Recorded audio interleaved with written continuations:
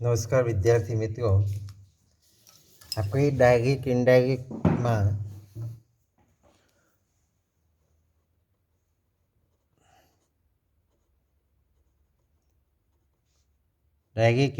પિચમાં આપણે સામાન્ય રીતે એટલું શીખ્યા કે રિપોર્ટિંગ વર્બમાં સીઝ અથવા તો ટેલ્સ આવતું હોય તો ડાયરેક્ટ પિચમાં ટેન્સમાં ફેરફાર ન થાય, કન્જેક્શન ધેટ મુકાય. ડાયરેક્ટ પિચ એટલે કે અવતરણ ચિહ્નની અંદર પ્રથમ પુરુષ આપ્યો હોય તો બોલનાર પ્રમાણે, બીજો આપ્યો હોય તો સૌભાગનાર પ્રમાણે સર્વનામનો ફેરફાર થાય. હવે આગળ જોઈએ થોડો વિશેષ અભ્યાસ માટે. યુ સે ટુ મી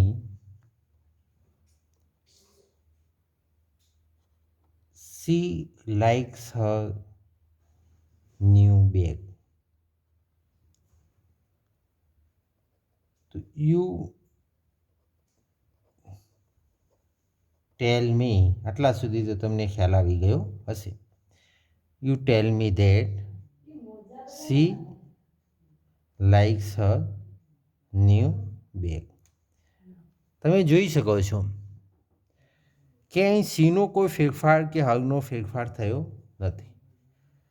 તો આ ફેરફાર એટલા માટે નથી થયો કારણ કે જો ત્રીજો પુરુષ હોય, સર્વનામમાં ત્રીજો પુરુષ હોય જેને આપણે થર્ડ પર્સન કહેવામાં આવે છે, ત્રીજો પુરુષ એટલે શું? તો ત્રીજા પુરુષમાં તમને ખ્યાલ હશે he, him, his, she, her, it, its, અને આ ત્રણનું એ બહુવચન ધે, ધેમ અને દે. એટલે કે આ ત્રીજો પુરુષ હોય સર્વનામમાં તો ફેરફાર થતો નથી. આ બરાબર યાદ રાખીશું આપણે. એટલે કે અવતરણ ચિહ્નની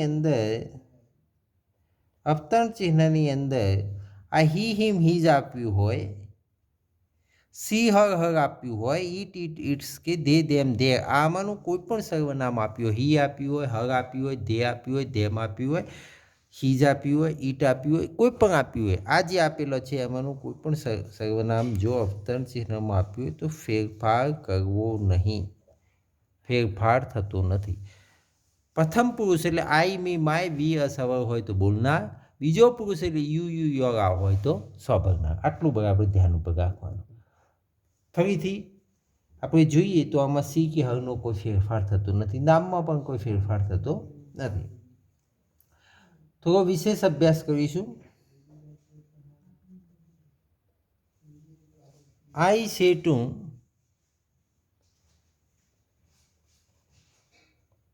my friend they will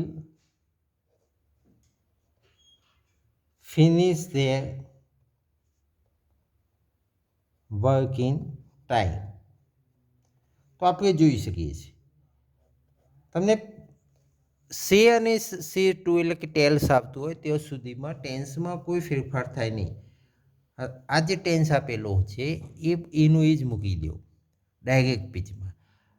જ્યારે રિપોર્ટિંગ વર્બ બદલાશે એટલે કે સે અને ટેલ સિવાયનું હશે ત્યારે ટેન્સમાં ફેરફાર થશે. આ આગળ જોઈશું આપણે. પણ જ્યાં સુધી સે અને ટેલ આપ્યું હોય ત્યાં સુધી કોઈ પણ ટેન્સમાં હોય તો એનું એ ટેન્સ મૂકી દો. તો આઈ ટેલ માય ફ્રેન્ડ, કન્જેક્શનમાં ધેટ, ધે વિલ, બાકીનું વાક્ય એ જ રીતે એનું તેમનું તેમ, they will finish work in time. ફરીથી વાક્ય જોઈ લઈએ. Vikram says to his father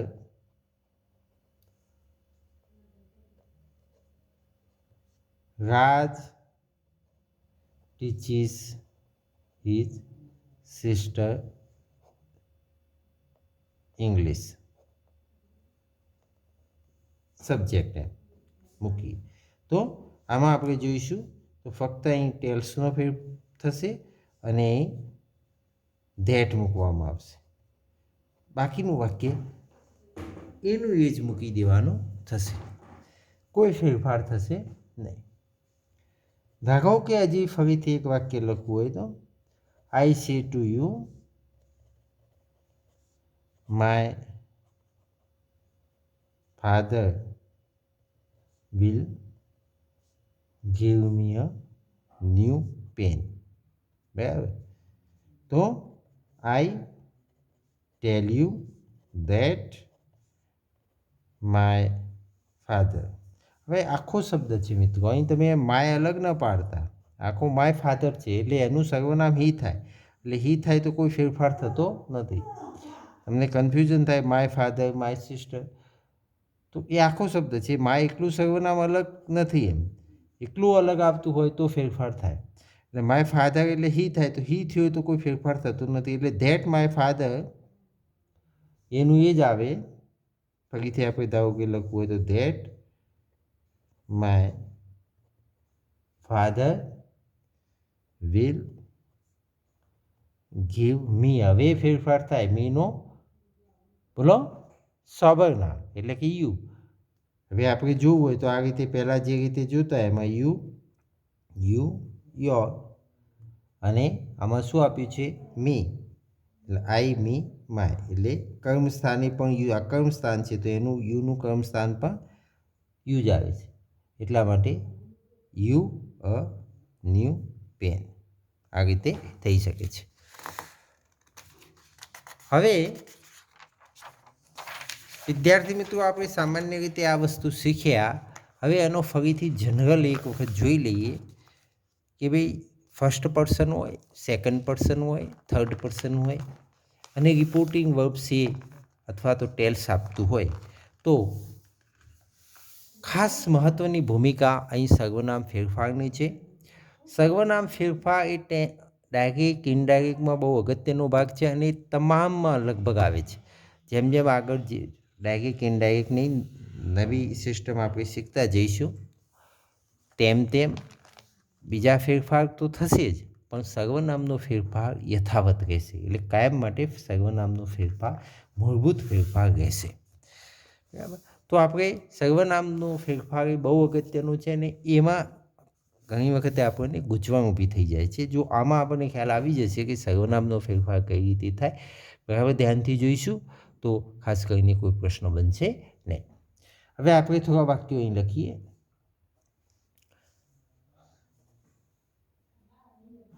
my brother says I do not like tea. બરાબર. તો તમે હવે આપણે થોડી સ્પીડમાં કામ કરીશું. માય બ્રધર સેઝ મૂકી શકીએ, કદાચ ધારો કે તમે ટેલ્સ મૂકો તો પણ ખાસ કોઈ પ્રોબ્લેમ નથી, અહીં સોબરના નથી એટલે આપણે સેઝ ધેટ. હવે આઈનો ફેરફાર તમને જે અગાઉ વાત કરેલી છે એ રીતે શરૂઆતમાં તમને ખ્યાલ ના આવે તો આ સિસ્ટમ જ અપનાવી દેવી, કારણ કે અહીં આઈ છે તો એનો બોલનાર માય બ્રધર એટલે એનું સર્વનામ એ થાય. સર્વનામનો આપણે બધા આગળ અભ્યાસ કે વિડીયો બનાવેલા છે, જોઈ લેવા. દાખલા તરીકે આપણે ગાંધીજી વિશે 10 વાક્યો લખતા હોય તો ગાંધીજી લખવાની જરૂર નથી, એની જગ્યાએ નામની જગ્યાએ વપરાયતી સર્વનામ એટલે હી વાપરી શકીએ. તો અહીં માય બ્રધર એક વચનની વાત છે એટલે હી આવી, તો હીનો તહીં ઉપ આવે, હી હિમ અને હીઝ અને આઈ મી માય. તો આપણે જોઈ શકીએ છીએ આઈ કર્તા સ્થાને છે અને અહીં એટલે બોલનારનું કરતા હી. હવે હીની સાથે અહીં તો ટેન્સ આપણે જોયો છે સાદો વર્તમાન કાળ હી સી ઇટ હોય, ખાસ કરીને હી સી ઇટ તો હંમેશા ડઝ વપરાય છે. આઈ વિરુદ્ધ હોય તો do he does not like tea. તો આ રીતે ફેરફાર થાય છે. ધારો કે હજી સામાન્ય રીતે બીજા વાક્યો લખવા હોય તો પણ લખીએ. Sita tells Shyam I shall return your book on Monday. બરાબર. તો ફરી જોઈએ હવે તો તમને ખ્યાલ આવી જ ગયો હશે. અહીં સીધું ટેલ્સ પણ આપેલું હોય. ઘણી વખત એવું બની શકે, તો આપણે બીજું કશું કરવાની જ જરૂર નથી. સીધા ટેલ્સ એમને એમ મૂકી દેવાનું. બોલનાર અને સાંભળનારમાં તો કોઈ ફેરફાર થતો નથી. કન્જેક્શનમાં ધેટ આવી જાય ત્યાં સુધી તો આપણને તમને ખ્યાલ આવી જાય. હવે આઈનો ફેરફાર, આઈનો આપણે જોઈ શકીએ કે સીતા એટલે સી, એટલે સી, હર અને આઈ, મી, માય. વાય કરતા સ્થાને છે એટલે અહીં સી, બોલનારનું પણ કરતા. She shall return. હવે યોગ આવ્યું તો યોગનો પાછો ફેરફાર બદલાઈ જશે, કારણ કે યોગમાં આપણે સ્વભાવના એટલે શ્યામ એટલે હી, હિમ, હિઝ અને યુ, યો, યોર. એટલે અહીં યોર છે એટલે આપણે જોઈ શકીએ તો હિઝ બુક. આ રીતનો ફેરફાર થઈ શકે છે. Sita tell Shyam that she shall return his book. બરાબર. તો ધારો કે અહીં સેલની જગ્યાએ વિલ પણ આપણે મૂકવાનું થાય, કારણ કે સી આવી એટલે. તો Sita tells Shyam that she will return home. બરાબર. ઓકે. હવે આગળ ધારો કે જોઈએ આપણે બીજું વાક્ય. He says to her I will wait for you at the bus stop. હવે તમને ખ્યાલ આવી જ ગયો છે. તો સી ટેલ્સ હર ધેટ, આઈનો ફેરફાર હી, આઈ કરતા સ્થાને છે એટલે આપણે હી, તો વિલ વેઇટ ફોર, યુનો ફેરફાર હર,